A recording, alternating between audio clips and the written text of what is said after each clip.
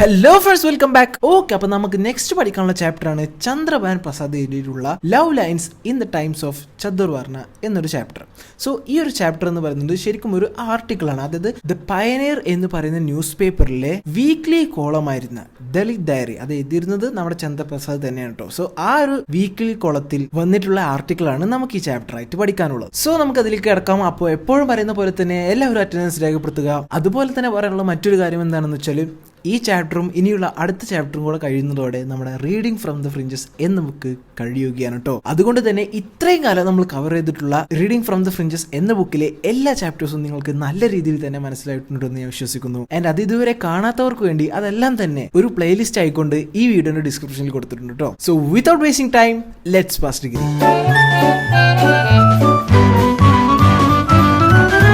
Okay, അപ്പോൾ നമ്മൾ നേരത്തെ പറഞ്ഞ പോലെ തന്നെ നമ്മുടെ ചാപ്റ്ററായ love lines in the times of Chaturvarna എന്ന് പറയുന്ന ചാപ്റ്റർ എഴുതിയിട്ടുള്ളത് ചന്ദ്രബാൻ പ്രസാദ് എന്ന് പറയുന്ന ഒരു റൈറ്ററാണ് കേട്ടോ. ആൻഡ് നമ്മുടെ ഈ റൈറ്ററായ ചന്ദ്രബാൻ പ്രസാദ് ഒരു പോസ്റ്റ് അംബേദ്കറൈറ്റ് ദളിത് ഇന്റലക്ച്വൽ ആണ് കേട്ടോ. ഉത്തർപ്രദേശിൽ ജനിച്ച അദ്ദേഹം പയനിയർ എന്ന് പറയുന്ന ഒരു ന്യൂസ് പേപ്പറിലെ ദളിത് ഡയറി എന്നൊരു കോളം 1999 തൊട്ട് സ്ഥിരമായി എഴുതിയിരുന്നു കേട്ടോ. സോ ആ ഒരു കോളത്തിൽ വന്നിരുന്ന ഒരു ആർട്ടിക്കിൾ ആണ് നമ്മുടെ ഈ ചാപ്റ്റർ കേട്ടോ. ഓക്കെ, അപ്പൊ നമുക്ക് നോക്കാം എന്താണ് നമ്മുടെ എഴുത്തുകാരനായ ചന്ദ്രബാൻ പ്രസാദിന് ഈ ഒരു ആർട്ടിക്കിളിലൂടെ നമ്മളോട് പറയാനുള്ളതെന്ന്. ഓക്കെ, അപ്പൊ നമ്മൾ ടെക്സ്റ്റിലേക്ക് കടക്കുന്നതിന് മുമ്പ് നമ്മുടെ ഹെഡിങ്, അതായത് നമ്മുടെ ചാപ്റ്ററിന്റെ നെയിം ആണ് നമുക്ക് ഫസ്റ്റ് നോക്കേണ്ടത്. അതായത് love lines in the times of Chaturvarna. അതായത് ലവ് ലൈൻസ് എന്ന് പറയുന്നത് പ്രണയങ്ങൾ. In the times of Chaturvarna എന്ന് പറഞ്ഞാൽ ചതുർ എന്ന് പറയുന്നത് 4 എന്നാണ് കേട്ടോ. വർണ്ണ എന്ന് പറയുന്നത് നമ്മുടെ ഹിന്ദുക്കൾക്കിടയിൽ ഉണ്ടായിരുന്ന ഒരു കാറ്റഗറൈസേഷൻ ആണ് കേട്ടോ. അതായത് ബ്രാഹ്മിൻസ് എന്നും ക്ഷത്രിയാസ് എന്നും വൈശ്യാസ് എന്നും അതുപോലെ തന്നെ ശൂദ്രസ് എന്നൊക്കെ പറഞ്ഞിട്ടുള്ള ഒരു കാറ്റഗറൈസേഷൻ ഹിന്ദു മതവിഭാഗങ്ങളിൽ ഉണ്ടായിരുന്നു കേട്ടോ. സോ അതിനെക്കുറിച്ചും അതുപോലെ തന്നെ കാസ്റ്റ് ഡിസ്ക്രിമിനേഷനെ കുറിച്ചും ഒക്കെയാണ് നമ്മുടെ എഴുത്തുകാരനായ ചന്ദ്രബാൻ പ്രസാദ് ഈ ഒരു ആർട്ടിക്കിളിലൂടെ പറയുന്നത്. സോ നമുക്ക് നോക്കാം എന്താണ് അദ്ദേഹത്തിന് പറയാനുള്ളതെന്ന്. Mirabai, the great 16th century the poetess was poisoned twice. അപ്പോൾ ഫസ്റ്റ് തന്നെ നമ്മുടെ ചാപ്റ്റർ തുടങ്ങുമ്പോൾ ഫസ്റ്റ് തന്നെ നമുക്ക് കാണാൻ സാധിക്കുന്നത് എന്താണെന്ന് വെച്ചാൽ മീരാബായി എന്ന് പറയുന്ന ഒരു ഗ്രേറ്റ് ഭക്തി പോയറ്റസിനെ 2 പ്രാവശ്യം പോയിസൺ ചെയ്ത് കൊലപ്പെടുത്താൻ ശ്രമിച്ചിട്ടുണ്ടെന്നാണ്. അതിൽ ആദ്യത്തെ പ്രാവശ്യം അവരെ കൊലപ്പെടുത്താൻ ശ്രമിച്ചത് അവരുടെ ഇൻലോസ് തന്നെയായിരുന്നു എന്നാണ് പറയുന്നത്. അതായത് അമ്മായച്ചനോ അല്ലെങ്കിൽ അമ്മായിമ്മയോ തന്നെയാണ് അവരെ കൊല്ലാൻ ശ്രമിച്ചത്. എന്തിനായിരുന്നു എന്ന് വെച്ചാൽ താഴ്ന്ന ജാതിക്കാരായ, അതായത് ലോവർ ക്ലാസ്സിൽ ഉണ്ടായിരുന്ന, അതായത് അന്നവർ താഴ്ന്ന ജാതിക്കാർ എന്ന് വിചാരിച്ചിരുന്നവരുടെ കൂടെ നമ്മുടെ മീരാബായി ഭജന ചൊല്ലിയത് കൊണ്ടായിരുന്നു ഫസ്റ്റ് പ്രാവശ്യം കൊല്ലാൻ ശ്രമിച്ചത്. എന്നാൽ രണ്ടാമത്തെ പ്രാവശ്യം അതിൽ നിന്നും തീർത്തും വ്യത്യസ്തമായിരുന്നു. അതായത് അവരെ കൊല്ലാൻ ശ്രമിച്ചത് എന്തിനായിരുന്നു വെച്ചാൽ അന്നത്തെ ഗ്രേറ്റ് ദളിത് സൈന്റ് ആയിരുന്ന രവിദാസ് എന്ന് പറയുന്ന ആളെ മീരാബായി അവരുടെ ഗുരുവാക്കി ഡിക്ലെയർ ചെയ്തു. അതിനായിരുന്നു അവരെ കൊല്ലാൻ ശ്രമിച്ചിരുന്നത്. ആൻഡ് ഈ സംഭവങ്ങളെല്ലാം നടക്കുന്നത് 15 അല്ലെങ്കിൽ 16th centuryന്റെ ഇടയിലാണെന്ന് നമ്മുടെ റൈറ്റർ കാണിച്ചു തരുന്നുണ്ട്. സോ ഈ കാലഘട്ടങ്ങളിലൊക്കെ യൂറോപ്പും അതുപോലെ തന്നെ മറ്റുള്ള പല പ്രദേശങ്ങളൊക്കെ എൻലൈറ്റ്മെന്റ് യിലേക്ക്, അതായത് സയൻസ് ഉപയോഗിച്ച് ഫാക്ട് ഉപയോഗിച്ച് കാര്യങ്ങൾ കണ്ടു തുടങ്ങുന്ന കാലത്താണെന്നാണ്. എന്നാൽ പിന്നീട് പറയുന്നു, but about 500 years later when people can make love in cyberspace, how do we explain the painful story of Hardoi? അതായത് 500 വർഷങ്ങൾക്ക് ശേഷം, അതായത് സൈബർ സ്പേസിൽ വരെ, അതായത് ആളുകൾ തമ്മിൽ കാണാതെ തന്നെ, അതായത് നമ്മൾ ഇൻസ്റ്റാഗ്രാമിൽ ഫേസ്ബുക്കിൽ അതിലൂടെ തന്നെ ഇഷ്ടപ്പെട്ട് പ്രേമിക്കുന്ന ആളുകൾ ഉണ്ടായിട്ട് പോലും എങ്ങനെയാണ് ഹർദോയിൽ ഇത്രത്തോളം വേദനാജനകമായ സ്റ്റോറി ഉണ്ടാവുന്നത് എന്നാണ് റൈറ്റർ ചോദിക്കുന്നത്. സോ നമുക്ക് നോക്കാം എന്താണ് ഹർദോയിൽ നടന്ന സംഭവം എന്ന്. സോ ഹർദോയിൽ നടന്ന സംഭവം എന്താണെന്ന് വെച്ചാൽ a Dalit boy from Hardoi and a Rajput girl fell in love thinking love is blind.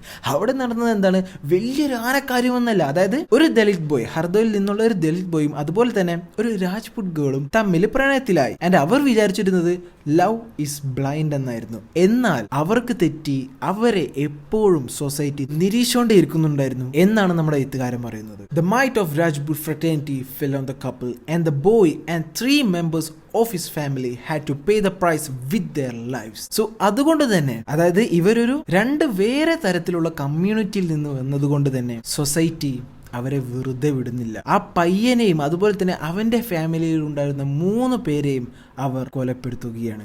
അതായത് അവരുടെ ജാതി 2 വ്യത്യസ്തമായതുകൊണ്ട് അവർ പ്രണയിക്കാൻ പാടില്ലെന്ന് പറയുകയാണ്. അതിൽ ആ പയ്യനെയും അവന്റെ വീട്ടിലുണ്ടായിരുന്ന 3 അവരുടെ ഫാമിലി മെമ്പേഴ്സിനെയും കൊല്ലുകയാണ്. ആൻഡ് ഇത് ഒരു ഒറ്റപ്പെട്ട സംഭവമല്ല എന്നും ഇതുപോലെ കുറെ സംഭവങ്ങൾ നടന്നിട്ടുണ്ടും അതിനുള്ള വേറൊരു എക്സാമ്പിൾ പറയുന്നത് you may recollect the gory event of 1992 in Madurai district. a Dalit boy and a Jat girl entered a similar union.